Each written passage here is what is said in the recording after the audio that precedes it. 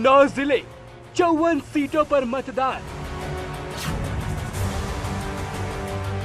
613 उम्मीदवार, कौन मारेगा मैदान।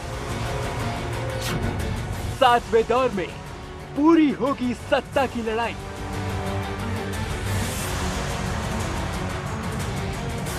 किसे मिलेगा बाबा विश्वनाथ का आशीर्वाद। यूपी महासंग्राम में आज आखिरी दांव। तैयारी पूरी, अब जनता के फैसले की बारी।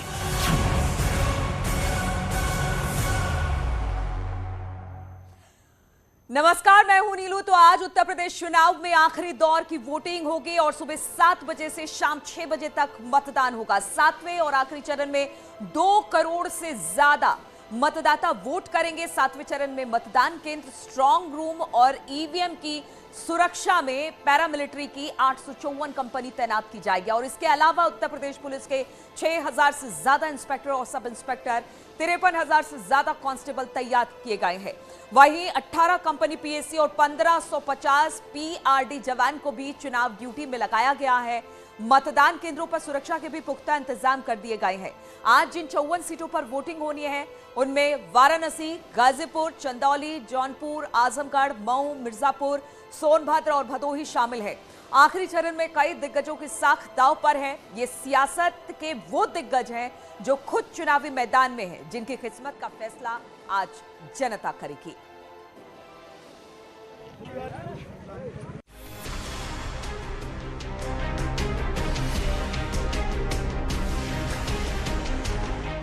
सातवें चरण में योगी सरकार के कई मंत्रियों की साख दांव पर है। तो मैदान में वो चेहरे भी हैं जो योगी सरकार में मंत्री थे, लेकिन अब विपक्ष के पाले में आकर चुनावी मैदान में बैटिंग कर रहे हैं।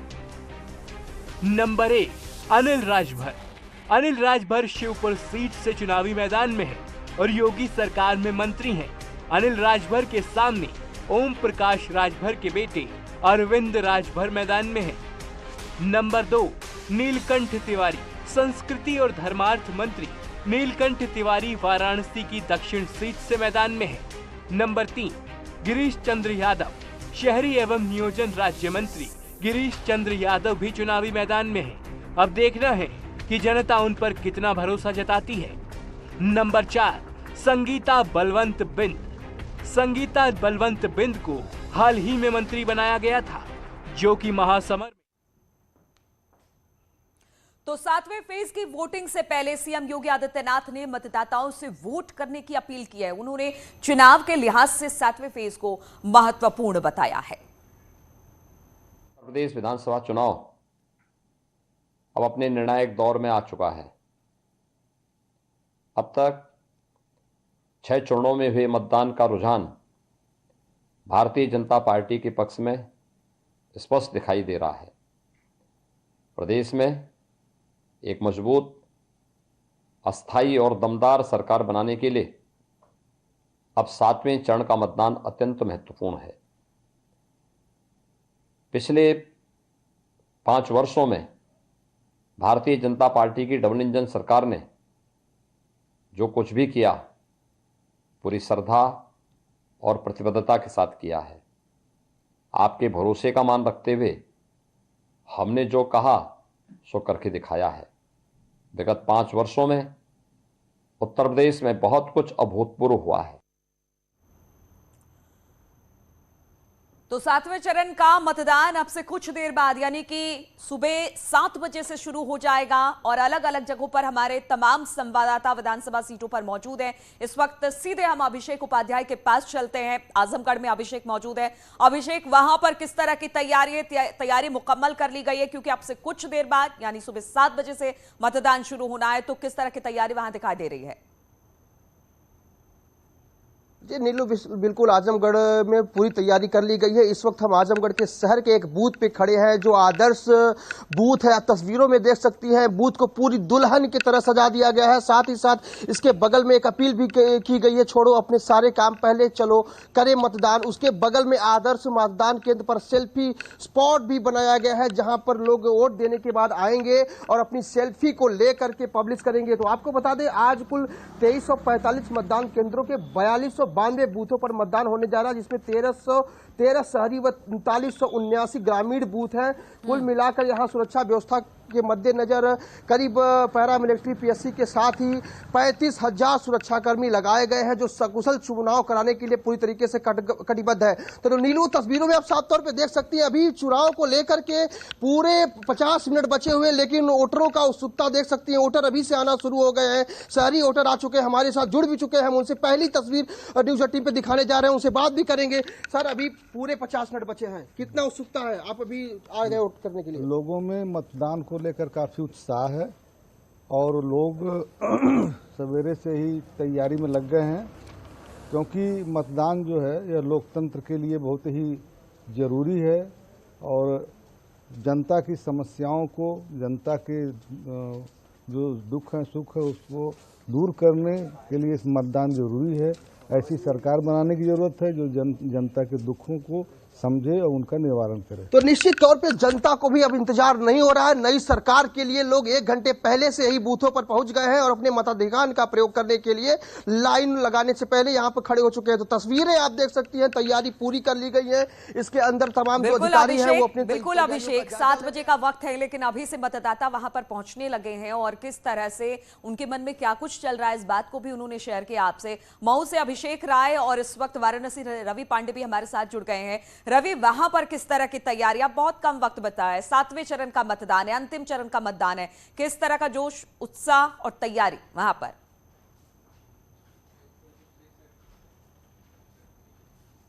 बनारस में पूरी तैयारी हो चुकी है।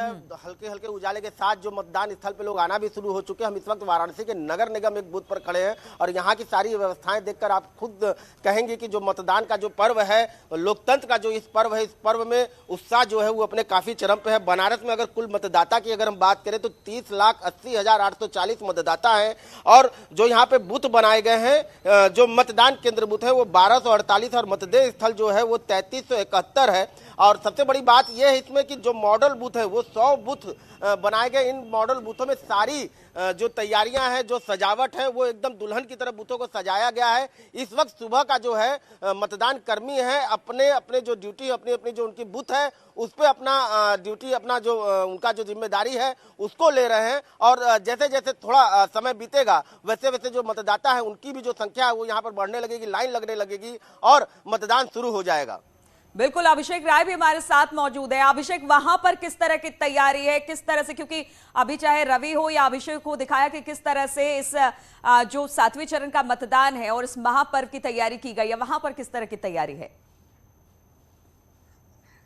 जी, आपको बता दें कि 7 बजे से मतदान होने हैं और सारी तैयारी पूरी कर ली गई है। जहां पे 4 विधानसभाएं, 4 विधानसभा पे मतदान होना है। करीब 16 लाख, करीब 19,000 करीब लोग मतदाता हैं जो अपना वोट डालेंगे। करीब 913 वोटों पे, बूथों पे आज वोटिंग होने हैं 4 विधानसभा के। मऊ के सबसे बड़ी बात मऊ शहर की है, जहां पे लोग काफी पहले से आना शुरू हो गए, मगर अभी सुबह का ये वक्त है, मगर अभी लोग तैयारी पूरी की जा रही है। करीब आधे घंटे अभी बचे हुए हैं, तो माना जा रहा है कि अभी बूथों पे लोग तैयारी में जुटे हैं। जो सुरक्षाकर्मी है, जो उनके पीठाधीन अधिकारी होते हैं, सभी लोग लगे हुए हैं कि जल्द से जल्द मतदान शुरू किया जाए। 7 बजे का वक्त दिया गया है, उसके पहले मतदान शुरू करने के लिए 7 बजे का समय जनता से बताया जा रहा है। जी बिल्कुल। अभिषेक उपाध्याय, ये बताइए, आप आजमगढ़ में हैं और वहां पर आजमगढ़ को सपा का गढ़ कहा जाता है, और किन मुद्दों के साथ इस बार चुनाव में मतदान के लिए पहुंचेंगे लोग? क्या मुद्दे इस बार हैं आजमगढ़ के? पार्टी का गढ़ माना जाता है। ऐसे में यहाँ की जो जनता है इस बार जो इनके ओपिनियन अब तक आए हैं वो बदलाव के मूड में पूरी तरह दिखाई दे रहे थे और लोगों का साफ तौर पे कहना था कि आजमगढ़ में कई सालों से मतलब विकास नहीं हुआ, आजमगढ़ की उपेक्षा हुई है। तो यहाँ के जो सदर की सीट हो, चाहे फूलपुर पवई की सीट हो, चाहे वो दीदारगंज की सीट हो, 3 बाहुबली लड़ रहे हैं, उनकी भी प्रतिष्ठा दांव पे लगी हुई है। कारण कि ये पिछले 40 साल से यहाँ पर दुर्गा प्रसाद यादव कब्जा जमाए हुए हैं, लेकिन यहाँ के लोगों का साफ तौर पे कहना है कि हम इस बार बदलाव करेंगे। तो कुछ चमत्कार भी हो सकता है आजमगढ़ में। यकीनन ये समाजवादी पार्टी का गढ़ रहा है। आज तक बीजेपी इस पर अच्छा परफॉर्मेंस नहीं कर पाई है, लेकिन कुछ सीटें हैं जिस पर इस बार बीजेपी फाइट करती हुई दिखाई दे रही है। हो सकता है कुछ चमत्कार आजमगढ़ में हो जाए। वही बाहुबलियों की बात करें तो बाहुबली पुलिस के लिए एक चुनौती बने हुए, कारण कि अभी कल ही शाह आलम गुड्डू जमाली जो एआईएम के प्रत्याशी उनके ऊपर एक हमला भी हुआ है। तो आजमगढ़ के पुलिस के लिए पूरी तरीके से चुनौती है। 359 बूथ यहां पर संवेदनशील रखे गए हैं, जहां पर पुलिस की एक अलग निगरानी की जा रही है, वहां पर सख्ती बरती जा रही है। साथ ही साथ लोगों पर निगरानी भी की जा रही है कि कोई अराजक तत्व बूथ तक ना पहुंचे। इसके लिए पैरामिलिट्री के लोग भी हैं और तमाम पीएससी के जवान के साथ साथ पुलिस के जवान भी मुस्तैद किए गए हैं। तो कुल मिलाकर आजमगढ़ की जो दृश्य इस वक्त की काफी रोचक भरी हुई है। यहाँ के लोगों के जो मन में जो चल रहा है वो तो अब शाम के 6 बजे के बाद कुछ बाहर निकल के आ जाएगा। फिलहाल अभी कुछ देर में यहाँ पर वोटिंग शुरू होगी और लोगों का आना जाना शुरू हो गया है। नीलू, बिल्कुल, एक बार और पीछे की जरा तस्वीर दिखा दीजिए कि बड़े बेहतरीन तरीके से बूथ को सजाया गया। आपने बताया कि किस तरह से वहां पे सेल्फी पॉइंट बनाई गई है, बूथ सजाया गया। तो जरा एक बार हमारे दर्शकों को एक बार पीछे की तस्वीर भी दिखा दीजिए अभिषेक। जी, निश्चित तौर पर जिले में करीब 10 विधानसभा हैं और प्रत्येक विधानसभा में इस तरीके की पूरी तैयारी की गई है। ये आदर्श मतदान केंद्र तस्वीरों में आप साफ तौर पे देख सकती है। दुल्हन की तरह बूथ को सजाया गया है और इसके बगल में जो जिला प्रशासन की तरफ से एक स्लोगन दिया गया है, छोड़ो अपने सारे काम, पहले चलो के मतदान। उसके जस्ट बगल में आदर्श मतदान केंद्र का सेल्फी पॉइंट बनाया गया है, जहां पर मतदाता वोट देने के बाद अपनी सेल्फी लेगा और सोशल मीडिया पर वायरल करेगा। तो कुल मिलाकर जिला ठीक है, कुछ दिक्कत आ रही है आपकी आवाज में। रवि के पास चलेंगे, वाराणसी में रवि मौजूद है। रवि, ये जो वाराणसी की सीट है, कहते हैं कि बड़ी वीआईपी सीट है, नीलकंठ तिवारी यहां से है और बहुत खुद यहां पर प्रधानमंत्री 3 दिन तक रहे और इस तरह से चुनाव प्रचार करते दिखाई दे रहे। तो मुद्दे इस बार क्या बनने वाले हैं? लोग क्या सोचकर मतदान केंद्रों पर पहुंचेंगे? आप लोगों ने बात की होगी लोगों से, क्या कह रहे हैं लोग?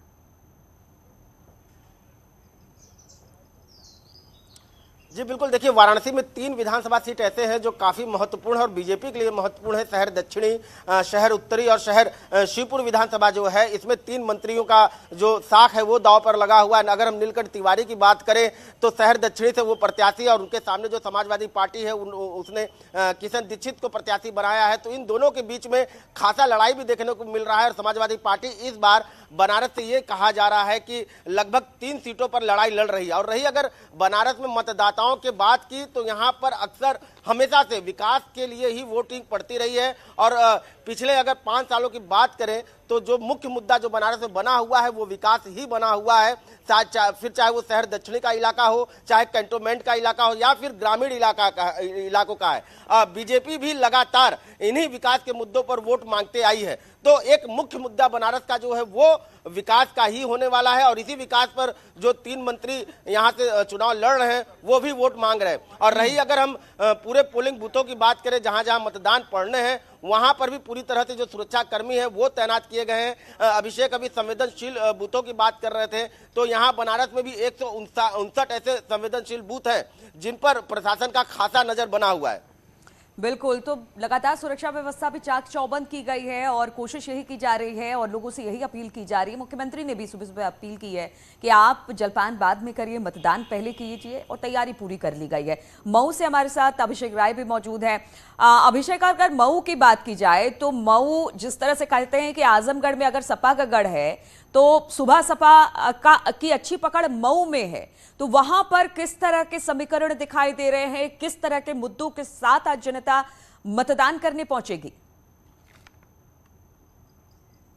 जी आपको बता दें कि मऊ शहर है, जो मऊ सदर से बताया जाए कि माफिया मुख्तार अंसारी करीब 25 सालों से विधायक चुने जा रहे हैं और लगातार वो मऊ सदर पर ही कब्जा जमाए जा रहे हैं। मगर इस बार उनके बेटे अब्बास अंसारी हैं जो 6वीं बार मुख्तार अंसारी के सीट पे लड़ने के लिए उनका विरासत संभालने के लिए मौजूद है। तो सुभाषपा के बैनर तरह वो चुनावी मैदान में कहा जा रहा है कि राजभरों का वोट काफी यहाँ पे महत्वपूर्ण है, जहाँ पे ओम प्रकाश राजभर की पार्टी से गठबंधन है। तो यही ओम प्रकाश राजभर की पार्टी से गठबंधन करने के बाद बाहुबली विधायक के मुख्तार अंसारी के बेटे अब चुनावी मैदान में। तो वहीं बीजेपी से अशोक सिंह है जो बीजेपी के जो मुख्तार अंसारी पे हत्या और कई मामलों में उनके गवाह भी रह चुके हैं, उनको बीजेपी ने प्रत्याशी बनाया। तो कहीं मामला जेचेएस पर लग रहा है और लड़ाई कांटे की लग रही है। तो बात करें घोसी की, तो घोसी में दारा सिंह चौहान है जो पहले भारतीय जनता पार्टी में मंत्री थे, अब वो समाजवादी पार्टी के बैनर तले वहां प्रत्याशी हैं। तो वहां पे भारतीय जनता पार्टी के उपचुनाव में फागू चौहान का सीट बताया जाता है, जहां से फागू चौहान करीब 20 सालों से विधायक चुने जाए, अब वो राज्यपाल गए थे।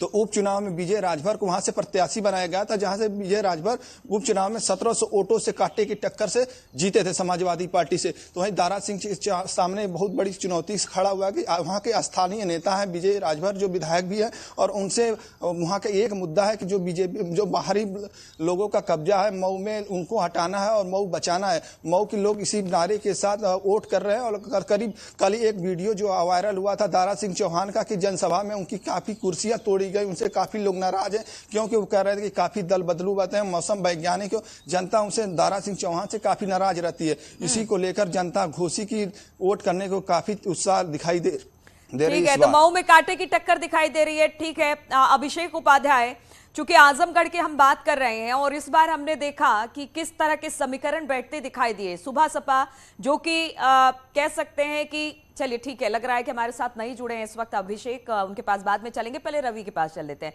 रवि, ये बताइए, जिस तरह से इस बार समीकरण थोड़े से बदले हुए हैं, खासतौर पर 7वें फेज की बात की जाए, सुबह सपा 2017 में बीजेपी के साथ थी, इस बार समाजवादी पार्टी के साथ है, तो कह रहे हैं कि इस बार चाहे वो बीजेपी हो, एसपी हो, बीएसपी हो, सभी अपनी पूरी फाइट 7वें चरण में दे रही है और जो क्षेत्रीय पार्टियां हैं वो भी इस बार कुछ अलग समीकरण बयां कर रही है। जी बिल्कुल, देखिए उसकी जो तस्वीर है वो 2 दिन पहले भी बनारस में नजर आने लगी थी। पूरे के पूरे जो सियासी पार्टियों के जो बड़े बड़े नेता हैं वो वाराणसी में जमावड़ा डाल चुके थे, क्योंकि वाराणसी जो है वो पूर्वांचल का केंद्र कहा जाता है और आखिरी चरण की जो मतदान है वो बनारस से खासा जो है वो प्रभावित करता है। यहाँ का विकास, बीजेपी एक तरफ जहाँ यहाँ का विकास दिखा करके लोगों से वोट मांग रही थी, तो वही समाजवादी पार्टी परिवर्तन की बात कर रही थी। और बनारस के अगर शिवपुर विधानसभा की हम बात करें तो यहाँ से अनिल राजभर को प्रत्याशी बनाया गया। ये वही अनिल राजभर है जो 2017 में सुभाषपा और बीजेपी के गठबंधन से वहां पर जीत हासिल किए थे, लेकिन इस बार बीजेपी से उन्होंने अपना पर्चा दाखिल किया और ओम प्रकाश राजभर, जिससे गठबंधन 2017 में बीजेपी का था, वो अब समाजवादी पार्टी से है। तो ये जो समीकरण है वो कुछ प्रभाव डाल सकती, कितना प्रभाव डालेगी ये तो 10 मार्च को ही पता चलेगा। लेकिन समाजवादी पार्टी और सुभाषपा ने अपना पूरा जो है दमखम बनारस में लगाया है। अखिलेश यादव ने बकायदा रोड शो किया है, तो वहीं ओम प्रकाश राजभर भी नुक्कड़ सभाओं से बनारस के मतदाताओं को रिझाने की कोशिश कर रहे थे। हालांकि 2 दिन पहले जब पीएम मोदी यहां बनारस आए तो उसके बाद जो माहौल बना, वो माहौल कितना प्रभावित होगा, वो माहौल कितना वोटों में तब्दील होगा, ये 10 मार्च को पता चलेगा। लेकिन बनारस में मतदाता जो मतदान करेंगे, इसमें यह कोई दो राय नहीं है कि विकास को ज्यादा महत्व देंगे। बिल्कुल, विकास को ज्यादा महत्व देंगे। और आपके पीछे कुछ हलचल दिखाई दे रही है रवि, क्या लोग पहुंचने शुरू हो गए हैं क्या? जरा पीछे मुड़ के देखिए और थोड़ी पीछे की तस्वीरें हमारे दर्शकों को दिखाइए। जी बिल्कुल, देखिए जैसे जैसे समय करीब आ रहा है वैसे वैसे जो हलचल है वो गहमा गहमी जो है वो खासा दिखने लगी। हालांकि अभी तक जो मतदान कर्मी हैं जो बूथों पर, जो अपने अपने बूथों पर जो अपनी ड्यूटी संभाल रहे हैं वो आना शुरू हो गए। वही सुरक्षा व्यवस्थाओं को लेकर के जो पुलिस कर्मी हैं, पैरामिलिट्री के फोर्स, उनको अपना अपना जो पॉइंट है उनको दिया जा रहा है। और रही इस बूथ की बात आप देखिए तो यहाँ पे भी पूरी तरह से एक मॉडल बूथ ये बनाया गया है, दुल्हन की तरह इसको भी सजाया गया है, सेल्फी पॉइंट बनाए गए हैं, जागरूक नागरिक सशस्त्र लोकतंत्र की बात कही जा रही है, मेरा वोट मेरी ताकत की बात कही जा रही है, ताकि जो लोग यहाँ पर वोट देने के लिए आए वो खासा उत्सुक दिखे। सेल्फी पॉइंट बनाया गया है ताकि लोग फोटो खिंचवा करके उसको सोशल मीडिया पर डालें और दूसरों को जाकर जागरूक करें कि जो मतदाताओं का जो वोटिंग जो प्रतिशत है वो ज्यादा से ज्यादा बढ़े। सबसे बड़ी बात है कि बनारस में वोटिंग प्रतिशत को बढ़ाने के लिए जो समाज सेवी हैं वो भी खासा जागरूक नजर आए हैं। महिलाएं यहाँ पर वोटिंग प्रतिशत को बढ़ाने के लिए बाकायदा मेहंदी लगवाई। तो गंगा आरती भी पिछली शाम गंगा आरती भी किया गया, ताकि जो बनारस के नागरिक है, जो जनमानस है, वो घरों से पहले निकले, जलपान बाद में करें, मतदान पहले करें। तो इसको यहाँ का निर्वाचन जो प्रशासन है, जो अधिकारी है, उसको खासा महत्व दिए हैं। तो ऐसे जो 100 बूथ जो मॉडल बूथ है वो बनारस में खासा जो आकर्षण का केंद्र बनेंगे। एक सबसे बड़ी बात यह है कि दिव्यांग बूथों पे भी खासा यहाँ पर सुविधा दी गई है, ताकि जो दिव्यांग जन है वो वोट जब देने जाए तो उनको कोई परेशानी नहीं हो। तो 4 ऐसे जो बूथ है वो जो दिव्यांग बूथ भी बनाए गए हैं और महिलाओं का भी बूथ इसमें शामिल किया गया है। बिल्कुल। मऊ से अभिषेक राय भी हमारे साथ मौजूद हैं। अभिषेक, अगर मऊ की बात की जाए, काफी सेंसिटिव सीटें हैं, यहाँ पर किस तरह की सुरक्षा व्यवस्था की गई है ताकि किसी को कोई कठिनाई ना हो और मतदान भी बिल्कुल दुरुस्त तरीके से हो जाए? जी, आपको बता दें कि मऊ में संवेदनशील जनपद है, जहां पे 55 क्रिटिकल बनाए गए हैं, जहां पे पैरामिलिट्री की फोर्स की तैनाती कर दी गई है और पूरी पैरामिलिट्री जो है पूरी अपने कब्जे में बूथ को ली है और सुरक्षा व्यवस्था की पूरी तैयारी कर ली गई है। वहां पे पूरे जो संवेदनशील बूथ है उन पर डीएम एसपी अपना खुद नजर बनाए हुए हैं और लगातार भ्रमण के लिए वो अपने कुछ ही समय में निकलने वाले हैं। तो जो कल कहा गया था डीएम की तरफ से कि जो यहाँ के क्रिटिकल बूथों है उस पर हम लोग लगातार अपनी कैमरों के माध्यम से और ड्रोन कैमरों के माध्यम से निगरानी रखेंगे, अराजकताओं पर नजर रखेंगे, क्योंकि बाहुबली विधायक मुख्तार अंसारी का क्षेत्र है, काफी इस पे नजर बनाया हुआ है जिला प्रशासन। क्योंकि मुख्यमंत्री लगातार बुलडोजर और प्रधानमंत्री बुलडोजर अमित शाह हो चाहे भारतीय जनता पार्टी का कोई नेता हो, मुख्तार अंसारी का नाम लेता रहा है। जी बिल्कुल। तो बुलडोजर पॉलिटिक्स भी यहाँ पर खूब देखने मिली है। आप देखना होगा कि जो मतदाता हैं वो क्या सोचकर घर से बाहर निकलते हैं, किन मुद्दों के साथ। आप सब हमारे साथ बने रहिए। न्यूज़ 18 को दिए एक्सक्लूसिव इंटरव्यू में सीएम योगी ने प्रचंड जीत का दावा किया है और इसके साथ ही उन्होंने एक बात और साफ की है कि सीएम ने बताया कि उनके लिए कुर्सी नहीं, काम ज्यादा महत्वपूर्ण है। इसके अलावा बुलडोजर को लेकर भी विपक्ष पर निशाना साधा सीएम ने। बतौर मुख्यमंत्री आपके 5 साल लगभग पूरे हो रहे हैं। एक ऐसा कार्य जो योगी आदित्यनाथ नहीं कर पाए और अगली बारी आएंगे तो जरूर कर देंगे। देखिए, हम लोगों ने कोई भी कोर कसर नहीं छोड़ी है और कोई कसक रखते भी नहीं है। हमने 2017 में लोक कल्याण संकल्प पत्र जारी किया था जी। एक एक जो मुद्दे थे, एक एक संकल्प को पूरा किया। संकल्प वही जिसका विकल्प नहीं, उसको भारतीय जनता पार्टी की डबल इंजन सरकार ने पूरा किया है, पूरी प्रतिबद्धता के साथ, पूरी पारदर्शी तरीके के साथ, पूरी ईमानदारी के साथ लागू किया। और फिर भारतीय जनता पार्टी की सरकार आएगी, हमने लोक कल्याण पत्र संकल्प पत्र पहले ही जारी कर दिया है। एक एक मुद्दे पर सरकार फिर पूरी प्रतिबद्धता के साथ काम करेगी। अपराध और अपराधियों के प्रति जीरो टॉलरेंस, तो कुछ तो होगा योगी जी जो आपने कहा ना जी, जीरो टॉलरेंस हमने काम किया है, उसी की सेकंड पार्ट कंटिन्यूटी आगे बढ़ेगी। जो लोक कल्याणकारी कार्यक्रम है, गरीब कल्याणकारी कार्यक्रम है, इंफ्रास्ट्रक्चर डेवलपमेंट के कार्यक्रम है, सुरक्षा के बेहतर कार्यक्रम हुए हैं, सेकंड पार्ट इसी का बुलडोजर भी चलता रहेगा। ये सभी चीजें उसी का बुलडोजर भी चलता रहेगा एकदम आगे, सभी कार्यक्रम आगे बढ़ेंगे। एक कैंपेन के अंदर मैंने इसको नोट किया, बाकी लोगों ने भी इसको नोट किया होगा। कैंपेन से पहले तो जब कैंपेन चल रहा था शुरुआती के 2-3 दौर में तो 80-20 हो रहा था और उसके बाद हमने देखा कि आपकी सभाओं में बुलडोजर भी आने लग गए और आपने एक सभा करने जा रहे थे, आपने हेलीकॉप्टर में थे या किसी फ्लाइट में थे, तो आपने जिक्र किया, बड़ा वायरल हुआ वो वीडियो। आपने बोला देखो मेरी सभा में मुस्कुराते हुए बुलडोजर भी है। देखिए, चुनाव आज भी 80-20 का है। 80% सीटें भारतीय जनता पार्टी पाएगी जी, 20% में बंटवारा होगा, इसमें कोई संदेह नहीं। अब याद करिए 2017 में बीजेपी कितनी सीटें पाई थी? 80% सीटें। 2019 में कितनी सीटें पाई थी? 80% सीटें। तो ये ट्रेंड बना हुआ है और यही ट्रेंड आगे भी चलेगा। उत्तर प्रदेश की जनता परिवारवाद, जातिवाद, माफियावाद की राजनीति को भुक्तभोगी है, उसको तिलांजलि दे चुकी है। एक तो ये, दूसरा बुलडोजर उत्तर प्रदेश के विकास का प्रतीक भी है। एक्सप्रेस हाईवे, इंटरस्टेट कनेक्टिविटी, ये सब उसके माध्यम से बनती हैं, लेकिन माफिया के लिए खौफ का प्रतीक भी है। लेकिन आपका नाम दे दिया गया इस चुनाव के अंदर, आपको बुलडोजर बाबा कहने लगे। ये पब्लिक का प्यार है, जनता जनार्दन का स्नेह है, और वह इस रूप में अगर जानना चाहती है तो हमने भी इसको उसी रूप में अप्रिशिएट किया है।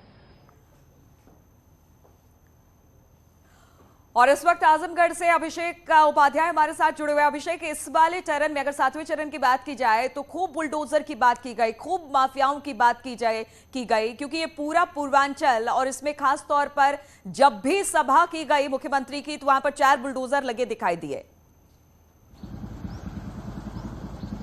निश्चित तौर पे पूर्वांचल में जिस तरीके से बुलडोजर एक तरीके से कैंपेन का हिस्सा बना हुआ है, तो आजमगढ़ में भी एक ऐसा दृश्य देखने को एक समय मिला था जहां योगी का बुलडोजर चला था और माफिया कुंटू सिंह के घर को जमींदोज कर दिया गया था। और बसपा से विधायक रही वंदना सिंह योगी के कार्यों से प्रभावित होकर के बसपा छोड़ आज भारतीय जनता पार्टी से सगड़ी से प्रत्याशी हैं। इनके पति सर्वेश सिंह सीपू की हत्या हुई थी, जिसपे सीधे तौर पर माफिया कुंटू सिंह का नाम आया था। उनके खिलाफ कोई कार्रवाई नहीं की गई थी, लेकिन जब भारतीय जनता पार्टी की सरकार बनती है और राजधानी में गोलियों की तड़तड़ाहट से पूर्व ब्लॉक प्रमुख अजीत सिंह की हत्या कर दी जाती है, उसके बाद माफिया कुंटू सिंह के घर पर योगी का बुलडोजर चला था। उनके घर को नहीं बल्कि उनके पूरे स्कूल को, कैंपस को जमींदोज कर दिया गया था। तो आजमगढ़ में भी एक ट्रेंड चल रहा है, उनके तमाम जनसभाओं में बुलडोजर को कैंपेन भी इसको लेकर किया गया, मुद्दा भी चुनावी इसको बनाया गया। लेकिन ये मुद्दे कितने कारगर साबित होते हैं इस 7वें चरण में देखने वाली बात होगी। आप सब हमारे साथ बने रहिए। तो 54 विधानसभा सीटों पर मतदान हो रहा है, कुछ देर में मतदान शुरू हो जाएगा और हम बस आपसे यही अपील करते हैं कि आप जैसे मतदान शुरू होता है जरूर पोलिंग बूथ पर जाइए, अपना मतदान कीजिए। रुकेंगे छोटे से ब्रेक के लिए।